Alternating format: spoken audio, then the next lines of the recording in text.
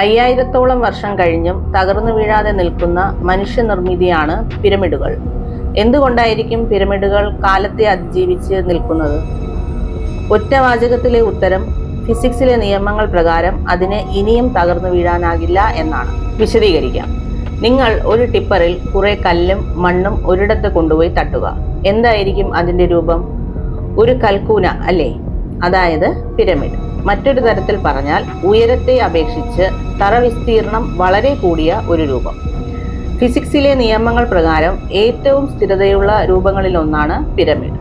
കുറെ കല്ലുകൾ കൂട്ടിയിട്ടാൽ കിട്ടുന്ന രൂപം. നമ്മുടെ ഈജിപ്തിലെ പിരമിഡും ഒരു കൽക്കൂമ്പാരമാണ്. വ്യവസ്ഥാപിതമായ ഒരു കൽക്കൂമ്പാരമാണ് എന്ന് മാത്രം.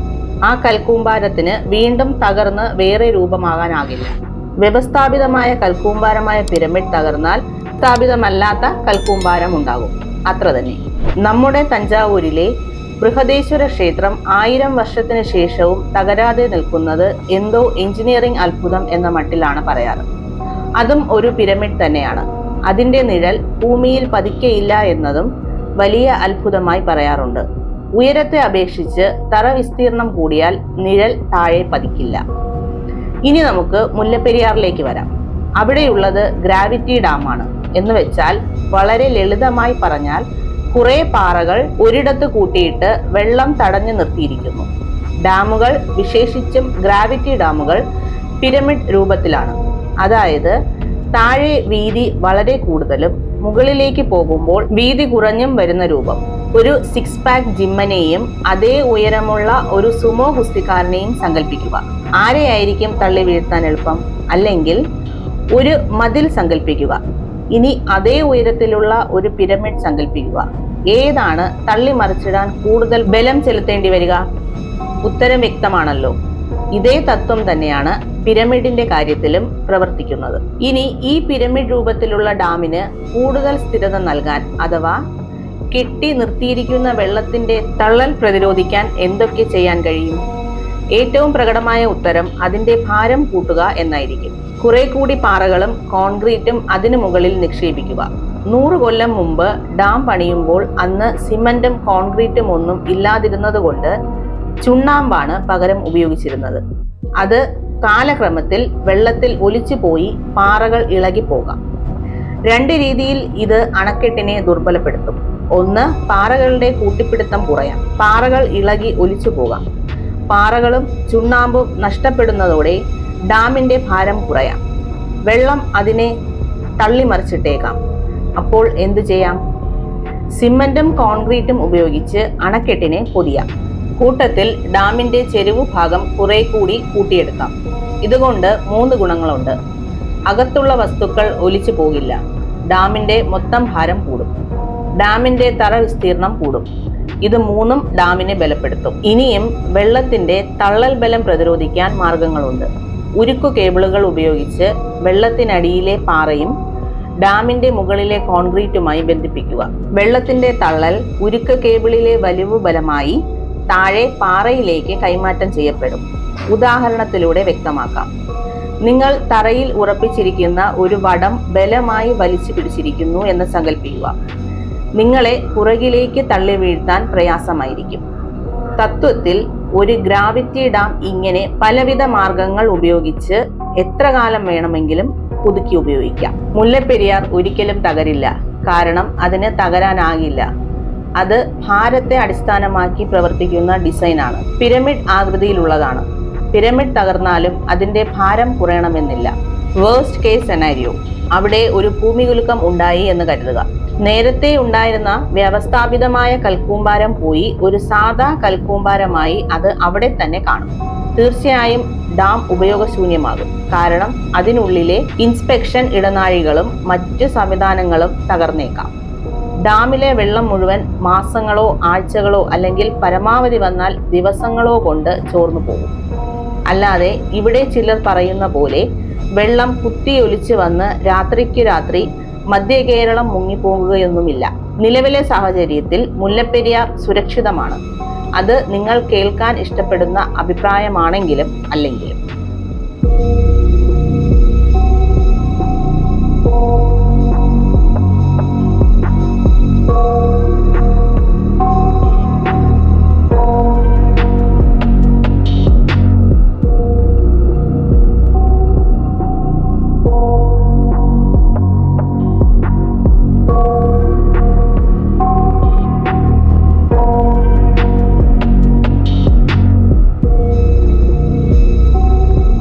ബ്രിട്ടീഷുകാരുടെ ആവശ്യപ്രകാരം തിരുവിതാംകൂർ രാജാവായ വിശാഖം തിരുനാൾ രാമവർമ്മയും മദ്രാസ് പ്രൊവിൻസും തമ്മിൽ 1886 ഒക്ടോബർ മാസം 29 ഒരു കരാർ ഒപ്പിടുകയും തിരുവിതാംകൂറിന് കീഴിലുള്ള 8100 ഏക്കർ വനഭൂമി മദ്രാസ് പ്രൊവിൻസിന് 999 വർഷത്തേക്ക് നൽകാനും ധാരണയാകുന്നു.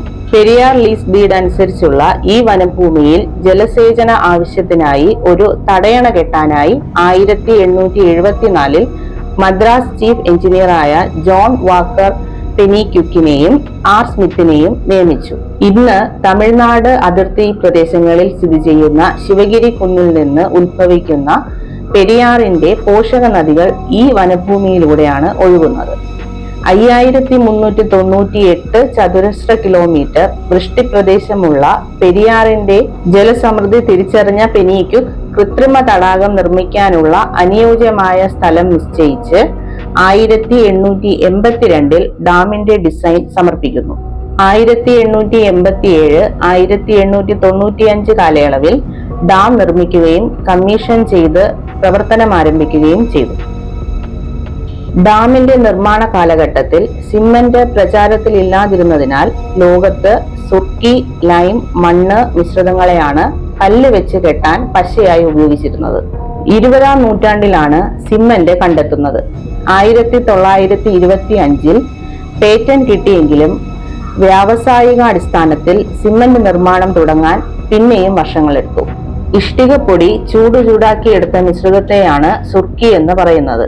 2:1:3 എന്ന അനുപാതത്തിൽ യഥാക്രമം ചുണ്ണാമ്പും സുർക്കിയും മണലും വെള്ളവുമായി ചേർത്താണ് ഈ ബൈൻഡിംഗ് മിശ്രിതം. സിമന്റ് ആയാലും സുർക്കി ലൈം മിശ്രിതത്തിനായാലും അതിൻ്റെതായ ഗുണവും ദോഷവും ഉണ്ട്. പാറക്കല്ലുകൾ സുർക്കി ലൈം മിശ്രിതം ഉപയോഗിച്ച് കെട്ടിയെടുത്തതാണ് ഈ ഡാം. 2 ഡാമുകളാണ് പെരിയാർ പ്രോജക്റ്റിന്റെ ഭാഗമായുള്ളത്. മുല്ലപ്പെരിയാർ എന്ന് നമ്മൾ വിളിക്കുന്ന മെയിൻ ഡാമും തൊട്ടടുത്തതായി നിലനിൽക്കുന്ന ബേബി ഡാം. ഇത് രണ്ടും കൂടി ചേർന്ന് മുല്ലപ്പെരിയാർ റിസർവോയർ രൂപം കൊള്ളുന്നു.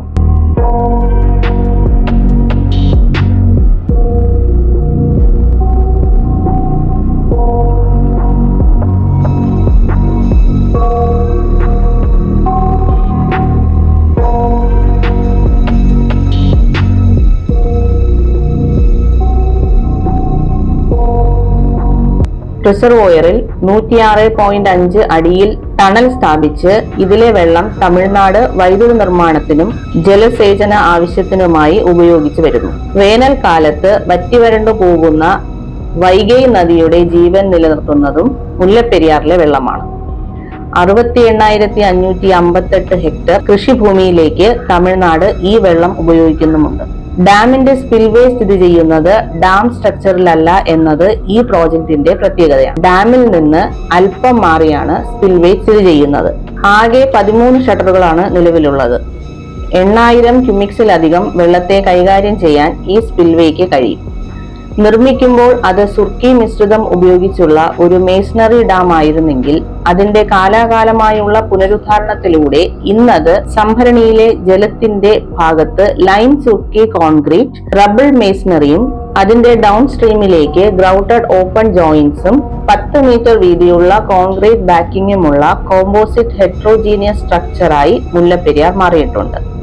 ഇത് പഴക്കത്തെയും സുരക്ഷയെയും സംബന്ധിച്ചുള്ള എല്ലാ ആശങ്കകളെയും ആരോപണത്തെയും റദ്ദു ചെയ്തു കളയുന്നു.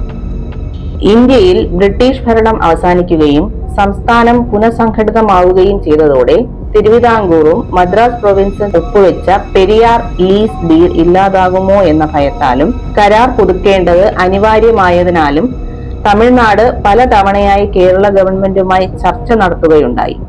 പല ചർച്ചകളും സമവായത്തിലെത്താതെ പരാജയപ്പെട്ടു.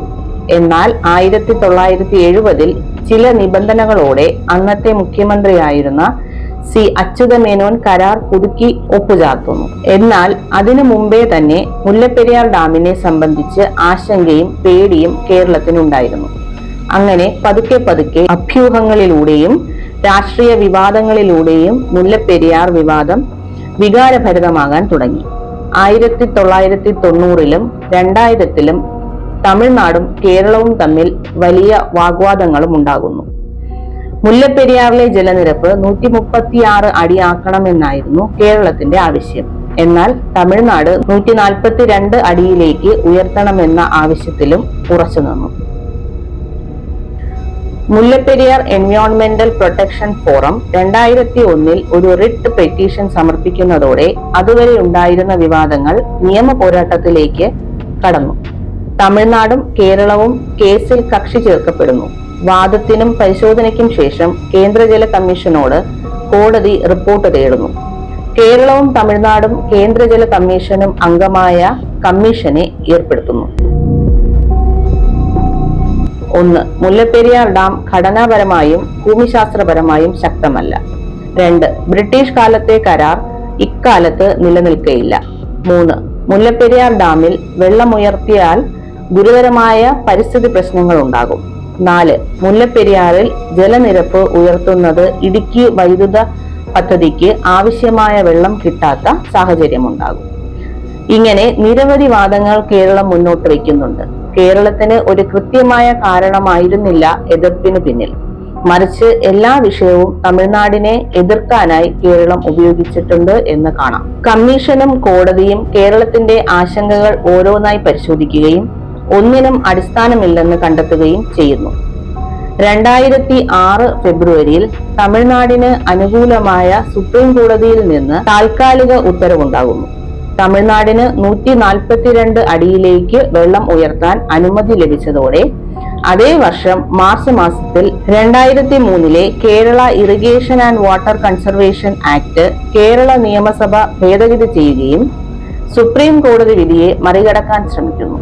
അതോടെ വിവാദങ്ങളിലും നിയമ പോരാട്ടത്തിലും നിന്ന മുല്ലപ്പെരിയാർ 2 സംസ്ഥാനങ്ങൾക്കിടയിലെ അക്രമത്തിലേക്ക് വഴിവെക്കുന്നു. തമിഴ്നാട്ടിൽ KSRTC ബസ് കത്തിക്കുകയും കേരളത്തിലേക്കുള്ള ചരക്ക് ലോറികൾ തടയുകയും ഉണ്ടായി. എന്നാൽ കേരള നിയമസഭ പാസാക്കിയ ഭേദഗതി ഭരണഘടനാ വിരുദ്ധം എന്ന് വിശേഷിപ്പിച്ചുകൊണ്ട് സുപ്രീം കോടതി തള്ളുകയുണ്ടായി. കേരളം 136 അടിയിൽ ഉറച്ചു നിന്നതോടെ 2010 കോടതി വീണ്ടും ഒരു വിദഗ്ധ കമ്മിറ്റിയെ നിയമിക്കുകയും റിപ്പോർട്ട് ആവശ്യപ്പെടുകയും ചെയ്തു. 2010 സുപ്രീം കോടതി നിയമിച്ച എംപവേർഡ് കമ്മിറ്റിയിൽ ഒരു ചെയർമാനും 2 സാങ്കേതിക വിദഗ്ധരും 2 പ്രതിനിധികളും ഉൾപ്പെടെ 5 അംഗങ്ങളാണ് ഉണ്ടായിരുന്നത്. മുൻ സുപ്രീം കോടതി ചീഫ് ജസ്റ്റിസായ ഡോക്ടർ AS ആനന്ദ് ചെയർമാനായ കമ്മിറ്റിയിൽ സുപ്രീം കോടതി മുൻ ജഡ്ജും മലയാളിയുമായ KT തോമസ്, സുപ്രീം കോടതി മുൻ ജഡ്ജായ ഡോക്ടർ AR ലക്ഷ്മണൻ, സിവിൽ എഞ്ചിനീയറും ഹൈഡ്രോളജി വിദഗ്ധനുമായ ഡോക്ടർ CD താട്ടെ, ലോകരാജ്യങ്ങളിൽ നിരവധി പദ്ധതികളിൽ പ്രവർത്തിക്കുകയും സെൻട്രൽ വാട്ടർ എഞ്ചിനീയറിംഗ് സർവീസിൽ വൈദഗ്ധ്യം തെളിയിക്കുകയും ചെയ്ത ഡോക്ടർ K മേത്ത എന്നിവരാണ് കമ്മിറ്റിയിൽ ഉണ്ടായിരുന്നത്. ഡാം ഫെയിലിയർ പ്രധാനമായി നടക്കുന്നത് ബ്രീച്ചിങ്, സീപ്പേജ്, സ്ലൈഡിംഗ് എന്നിവ കാരണമാണ്. ബ്രീച്ചിങ് പ്രധാനമായും കവിഞ്ഞൊഴുകുന്നതിനാലാണ് നടക്കുന്നത്. ഇത്തരം ഡാം ഫെയിലിയർ സംഭവിക്കുന്ന സാഹചര്യങ്ങളും എഞ്ചിനീയറിംഗ് തിയറികളും ഉപയോഗിച്ച് ഓരോന്നായി ഈ കമ്മിറ്റി പഠിക്കുകയുണ്ടായി. ഡാമിൽ മാക്സിമം വാട്ടർ ലെവലിൽ പെർമിസിബിൾ മാക്സിമം ഫ്ലൂയിഡ് ഉണ്ടായാലും പരമാവധി ജലവിധാനത്തേക്കാൾ മുകളിലാണ് ഡാമിന്റെ ടോപ്പ് നിലനിൽക്കുന്നത് എന്നതിനാൽ ഡാം നിറഞ്ഞു കവിയാനുള്ള സാധ്യതയില്ല. കൂടാതെ PMFനെ കൈകാര്യം ചെയ്യാനാകുന്ന സ്പിൽവേകൾ മുല്ലപ്പെരിയാറിനുണ്ട്. അതുകൊണ്ട് കവിഞ്ഞൊഴുകാനും അതുവഴി ബ്ലീച്ചിങ്ങിനുമുള്ള സാധ്യത ഇല്ലാതാകുന്നു. മെയിൻ ഡാമിന്റെയും ബേബി ഡാമിന്റെയും ഹൈഡ്രോലോജിക് സേഫ്റ്റി 152 അടി വരെയും സുരക്ഷിതമാണ്. ഡാമിന്റെ ജലത്തിനു നേരെയുള്ള ഭാഗത്ത് കാലപ്പഴക്കത്താൽ സുർക്കി മിശ്രിതം സീപ്പേജിന് വിധേയമായി ഒഴുകി പോകുകയും ചെറിയ തോതിലുള്ള തുളകളും മറ്റും കണ്ടെത്തുന്നു.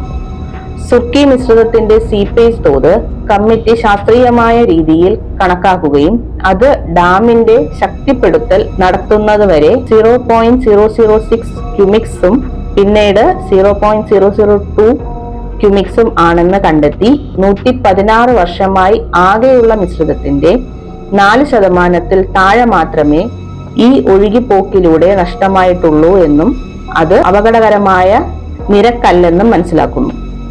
അതോടൊപ്പം തന്നെ ഇത് തുടരാതിരിക്കാൻ എപ്പോക്സി പോളിമർ കോട്ടിംഗ് ചെയ്യാനായി നിർദ്ദേശവും വെക്കുന്നുണ്ട്. പുനരുദ്ധാരണത്തിന്റെ ഭാഗമായി ഡാമിന്റെ ജലത്തിന് നേരെയുള്ള ഭാഗത്ത് എപ്പോക്സി പോളിമർ കോട്ടിംഗ് ചെയ്യുകയുണ്ടായി. അതോടൊപ്പം തന്നെ ഡൗൺ സ്ട്രീമിൽ 10 മീറ്റർ വീതിയിൽ കോൺക്രീറ്റ് ചെയ്യുകയും ഗാലറികളും ഡ്രയർ ഹോളുകളും നിർമ്മിക്കുകയും ചെയ്തിട്ടുണ്ട്. ഡാമിന് മുകളിലേക്ക് വന്നടിക്കുന്ന ജലത്തിന്റെ അപ്ലിഫ്റ്റ് ഫോഴ്സ് ഈ ഡ്രയർ ഹോളുകളിലൂടെ പുറത്തേക്ക് പോകാൻ സഹായിക്കുന്നുണ്ട്. മുല്ലപ്പെരിയാർ ഡാമിലെ എല്ലാ ഉപകരണങ്ങളും കൃത്യമായി പ്രവർത്തിക്കുന്നുവെന്നും ആവശ്യമായ ഡേറ്റ നൽകുന്നുണ്ടെന്നും കമ്മിറ്റി പറയുന്നു. ഡാമിന്റെ ശക്തി വർദ്ധിപ്പിക്കുന്നതിന്റെ ഭാഗമായി ഏതാണ്ട് 95ഓളം കേബിൾ ആങ്കേഴ്സ് സ്ഥാപിച്ചിട്ടുണ്ട്. അപകടകരമാകുന്ന ടെൻസൈൽ സ്ട്രെസ് ഭൂമിയിലേക്ക് കൈമാറുക എന്നതൊക്കെയാണ് ഇതിന്റെ ലക്ഷ്യം. ഈ കേബിൾ എടുത്ത് പരിശോധനയ്ക്ക് വിധേയമാക്കിയപ്പോൾ 80% പ്രീ സ്ട്രെസ്സും 31 വർഷം മുമ്പ്, അതായത് അതിന്റെ പുനരുദ്ധാരണ സമയത്താണ് അനുഭവപ്പെട്ടിട്ടുള്ളത്. അത് ഒരു നല്ല കാര്യമാണെന്നും വിദഗ്ധ സംഘം ശാസ്ത്രീയമായി ചൂണ്ടിക്കാട്ടുന്നുണ്ട്. ഡാമിന്റെ പ്രധാന മെറ്റീരിയലുകൾ തുരന്നെടുത്ത് നോൺ ഡിസ്ട്രക്റ്റീവ് ടെസ്റ്റ് നടത്തുകയും ഡാം നിർമ്മാണത്തിന് ഉപയോഗിച്ചവ ഇപ്പോഴും സുരക്ഷിതമാണെന്നും കണ്ടെത്തി. Water loss test in the boreholes ചെയ്യുകയും ഡാമിന് ബലക്ഷയമില്ലെന്നും ചൂണ്ടിക്കാട്ടി. വിവാദങ്ങളിൽ പറയപ്പെടുന്ന പോലുള്ള നിയന്ത്രണ വിധേയമല്ലാത്ത സീപ്പേജ്, വലിയ വിണ്ടുകീറലുകൾ, ഡാം മെറ്റീരിയലുകളുടെ സ്ഥാനാന്തരവും ചലനവും തുടങ്ങിയ ഒരു പ്രശ്നവും ഡാമിനില്ല. നിലവിലുള്ള സീപ്പേജുകളും ചെറിയ വിള്ളലുകളും അനുവദനീയമായ അളവിൽ മാത്രമാണെന്നും ഡാമിന്റെ റിപ്പയറിംഗിലൂടെയാണ് ഇത്തരം കാര്യങ്ങൾ പരിഹരിക്കാറുള്ളതെന്നും അത് അപകടമുണ്ടാക്കില്ലെന്നും കമ്മിറ്റി തെളിയിക്കുന്നുണ്ട്. ഫിസിക്കൽ ആൻഡ് കെമിക്കൽ ടെസ്റ്റിനായി ITS ചെയ്യുകയും ഡാമിനുള്ളിൽ നിന്നെടുത്ത സാമ്പിളുകളുടെ ബലപരിശോധനയും അതിലൂടെ ഫിറ്റ്നസ് അലൈൻമെന്റ് മെത്തേഡ് ഉപയോഗിച്ച് ഫിനൈറ്റ് എലമെന്റ് മെത്തേഡ് ഉപയോഗിച്ച് ഡാം ഘടനയുടെ ശക്തി പരീക്ഷിക്കുകയും ചെയ്തു. ഡാം പുനരുദ്ധാരണത്തിന്റെ ഭാഗമായി സ്ഥാപിച്ച 95 ആങ്കർ കേബിളുകളിൽ റെസിഡ്യുവൽ റീസ്ട്രെസ് പരിശോധനകൾ നടത്തി. കോൺക്രീറ്റിന്റെയും ബാക്കിങ്ങിന്റെയും തെർമൽ പ്രോപ്പർട്ടീസ് പരിശോധിച്ചു. ബേബി ഡാമിന് ആവശ്യമായ സ്റ്റെബിലിറ്റി പരിശോധനകൾ നടത്തി. IIT തുർക്കിയുടെയും അണ്ണ യൂണിവേഴ്സിറ്റിയുടെയും പഠന റിപ്പോർട്ടുകൾ പരിശോധിക്കുകയും അതനുസരിച്ച് ഭൂകമ്പ സാധ്യതയിലും ഡാം സുരക്ഷിതമെന്ന് കണ്ടെത്തി. അണ്ണ യൂണിവേഴ്സിറ്റിയുടെ 3D FEM അനാലിസിസും ഡാമിന് ബലക്ഷയമില്ലെന്ന് സ്ഥാപിക്കുന്നുണ്ട്. 2011 ഇടുക്കിയിൽ ഉണ്ടായ ഭൂകമ്പ പ്രദേശം സന്ദർശിക്കുകയും India metrological department, geological survey of India എന്നിവയോടൊപ്പം പഠനം നടത്തുകയും അതൊരു ചെറിയ മാഗ്നിറ്റ്യൂഡിലൂടെയുള്ള ഭൂകമ്പമാണെന്നും മുല്ലപ്പെരിയാർ ഡാമിന് ഭൂകമ്പ സുരക്ഷയുണ്ടെന്ന് ചൂണ്ടിക്കാണിക്കുകയും ചെയ്തു. ദേശീയ തലത്തിലുള്ള 3 സ്ഥാപനങ്ങളും IMD ആൻഡ് GSI സ്ഥാപനത്തെയും ഉൾപ്പെടുത്തി ITS ടെസ്റ്റുകൾ നടത്തുകയും ചെയ്തു. അതോടൊപ്പം കമ്മിറ്റി 2 ഓൾട്ടർനേറ്റീവ് പദ്ധതിയും മുന്നോട്ട് വയ്ക്കുന്നുണ്ട്. ഒന്ന്, കേരളത്തിന് ആവശ്യമുണ്ടെങ്കിൽ സ്വന്തം ചെലവിൽ പുതിയ ഡാം പണിയാം. രണ്ടാമത്തേത്, മുല്ലപ്പെരിയാറിലെ ഡെഡ് സ്റ്റോറേജ് കൂടി ഉപയോഗിക്കാനായി 50 ഫീറ്റ് ഉയരത്തിൽ ഒരു ടണൽ കൂടി സ്ഥാപിക്കാമോ എന്ന് പഠിച്ച് നടപടികൾ ചെയ്യുക. ഇപ്പോൾ കേരളത്തിലും തമിഴ്നാട്ടിലും അലയടിക്കുന്ന വിവാദത്തിന് കാരണം ഒരു മലയാളം യൂട്യൂബ് ചാനലിൽ വന്ന ഡാം എന്തായാലും പൊട്ടും എന്ന അഭിമുഖമാണ്. അത് മുല്ലപ്പെരിയാർ 136 അടിക്ക് മുകളിലേക്ക് പോകുന്ന സാഹചര്യത്തിൽ ഭീതിയായും ആശങ്കയായും പടർന്നു.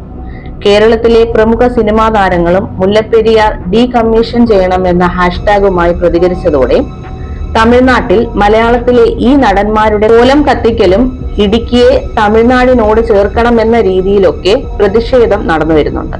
കേരളത്തിലെ 4 ജില്ലകൾ ഒലിച്ചുപോകുമെന്നും അറബിക്കടൽ ഇളകിമറിയുമെന്നുമൊക്കെയാണ് പ്രചാരണം. എന്നാൽ 443 MCM മാത്രം സ്റ്റോറേജ് ഉള്ള ഡാമിന് 20 ലക്ഷം പേരെ കൊല്ലാനും ജില്ലകളെ കടലിൽ ഒഴുക്കാനുമൊന്നും കഴിയില്ല. ഡാം തകർന്നാൽ പെരിയാറിന്റെ കരകളിലും അതിന്റെ കൈവഴികളിലുമാണ് വെള്ളം ഉയരുകയും അപകടങ്ങൾ ഉണ്ടാവുകയും ചെയ്യുക. ഈ വ്യാജ പ്രചരണങ്ങളിൽ മുല്ലപ്പെരിയാറിന് താഴെ താമസിക്കുന്നവരും പെരിയാറിന്റെ തീരത്തുള്ളവരുമൊക്കെ വളരെയേറെ പേടിക്കാനിടയാകുന്നുണ്ട്. എന്നാൽ ഇന്ത്യയിൽ ഇത്രയേറെ സുരക്ഷാ പരിശോധനയും പരീക്ഷണവും നടന്ന വേറെ ഡാമുകൾ ഉണ്ടോ എന്നത് തന്നെ സംശയമാണ്. ഇന്ന് ഉന്നയിക്കപ്പെടുന്ന വിവാദം ഡാമിന്റെ പഴക്കത്തെ സംബന്ധിച്ചാണ്. UN റിപ്പോർട്ടിലും 50 വർഷം കാലയളവുള്ള ഡാമാണ് മുല്ലപ്പെരിയാർ എന്നും അതിപ്പോൾ 100-ലേറെ വർഷം കഴിഞ്ഞെന്നും അതിനാൽ അത് ഡീകമ്മീഷൻ ചെയ്യണമെന്നും ആവശ്യപ്പെടുന്നതായി കാണാം. എന്നാൽ ഡീകമ്മീഷൻ ചെയ്യാൻ മാത്രം ഡാമിന് സുരക്ഷാ പ്രശ്നങ്ങൾ ഉള്ളതായി ആ റിപ്പോർട്ടിൽ എവിടെയും വിവരിക്കുകയോ അതിനാവശ്യമായ പഠനത്തിന്റെ തെളിവുകൾ നിരത്തുകയോ ചെയ്തിട്ടില്ല എന്നത് UN റിപ്പോർട്ടിനെ അപ്രസക്തമാക്കി തീർക്കുന്നു. എങ്കിലും പഴക്കത്തെ സംബന്ധിച്ചുള്ള ആശങ്കകൾ വലിയ തോതിൽ നിലനിൽക്കുകയും ചെയ്യുന്നുണ്ട്.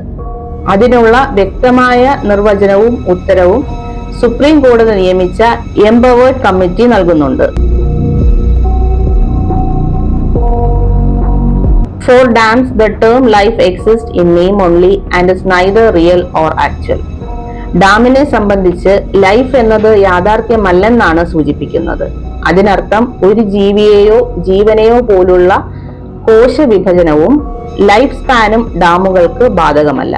അതായത് 50 വർഷം ശരാശരി ലൈഫ് എന്ന ഒരു വ്യവസ്ഥയൊന്നും നിലവിലില്ല.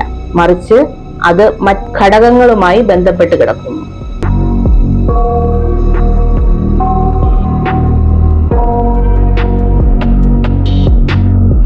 A dam life is linked to the inherent health and care through maintenance, repair and rehabilitation bestowed on it during its existence. ഒരു ഡാമിന്റെ കാലാവധി എന്നത് അതിന്റെ മെയിൻ്റനൻസിലും തുടർച്ചയായ റിപ്പയറിംഗിലും പുനരുദ്ധാരണത്തെയും ആശ്രയിച്ചാണ്.